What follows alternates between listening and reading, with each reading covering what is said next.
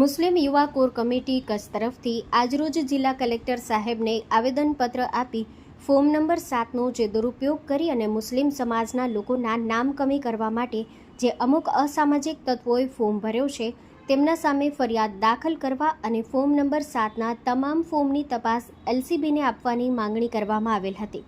સાથે જ્યાં સુધી તપાસ ન થાય અને ફોર્મ રદ ન થાય અને તમામ ફોર્મને સ્થગિત કરવામાં આવે આ સહિતના મુદ્દાઓ પર રજૂઆત કરવામાં આવી હતી।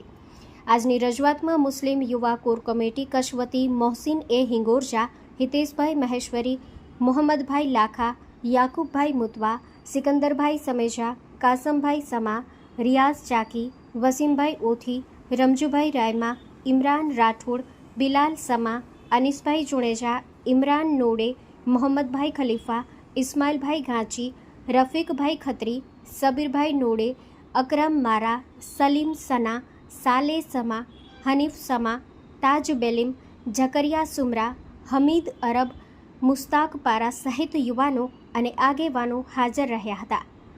જનમિત્ર ન્યૂઝ ભુજ સતત આપની સાથે। આજે ખાસ કરીને સમગ્ર ગુજરાતની અંદર જે એસઆઈઆરની પ્રક્રિયા શરૂ કરવામાં આવી ત્યારે શરૂઆતમાં એવું કહેવામાં આવ્યું હતું કે 2002ની મતદાર યાદી જે છે એના આધારે આ પ્રક્રિયા શરૂ કરવામાં આવી છે। જેમનો 2002ની મતદાર યાદીમાં નામ છે એ લોકો એક પ્રકારના ફોર્મ બીએલઓ તરફથી આપવામાં આવ્યા હતા કે એ ફોર્મ આપણે ભરીને મતદાતાએ આપવાના છે। બીએલઓ એ કામગીરી ડોર ટુ ડોર ઘરે જઈને કરવાની હતી। બીએલઓએ પોતે ફોર્મ ભરવાના હતા, પરંતુ બીએલઓએ માત્ર ફોર્મ મતદાતાઓને આપી દીધા છે। મતદાતાઓએ જે ફોર્મ ભરીને રજૂ કર્યા છે એ ફોર્મ મતદાતાએ આખા પરિવારના ફોર્મ પોતે રજૂ કર્યા છે અને એનો કોઈપણ પ્રકારનો પુરાવો મતદાતાઓને આપવામાં આવ્યો નથી કે એમણે ફોર્મ રજૂ કર્યા છે।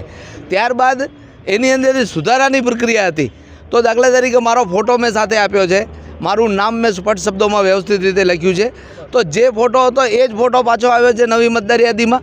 નામ જે હતું એ જ નામ આવ્યું છે, કોઈપણ પ્રકારનો ફેરફાર આમાં કરવામાં આવ્યો નથી। તો કઈ પ્રકારની એસઆઈઆરની પ્રક્રિયા અત્યાર સુધીમાં તંત્રએ કરી છે એની સામે સવાલો છે। છેલ્લે જે વાત નીકળીને બારે આવી રહી છે કે ફોર્મ નંબર 7, તો ફોર્મ નંબર 7ની અંદર મારું ફોર્મ કોક જમા કરાવી જાય છે અને એ વ્યક્તિ ઇન્વર્ટ પણ કરાવતો નથી, એ ડાયરેક્ટ બીએલઓને આપી દે છે, ચૂંટણી અધિકારીને આપી દે છે। એની અંદર મારું ફોર્મ જમા કરાવનાર એ વ્યક્તિ કોણ અને એણે શા માટે આ પ્રકારના ફોર્મ લોકોના જમા કરાવ્યા છે એ બાબતે કોઈને પણ કંઈ ખબર નથી। તંત્રએ આવા લોકો પાસેથી તમામ પ્રકારની માહિતી મેળવવી જોઈએ। કયા બીએલઓ પાસે ફોર્મ નંબર 7 કેટલા લોકોએ જમા કરાવ્યા છે, કોણે જમા કરાવ્યા છે, શા કારણોસર જમા કરાવ્યા છે, કોના કહેવાથી જમા કરાવ્યા છે। આજે કમલમના ઇશારે જે પ્રકારની પ્રક્રિયા થઈ રહી છે એ પ્રક્રિયા શંકા ઊભી કરે એમ છે।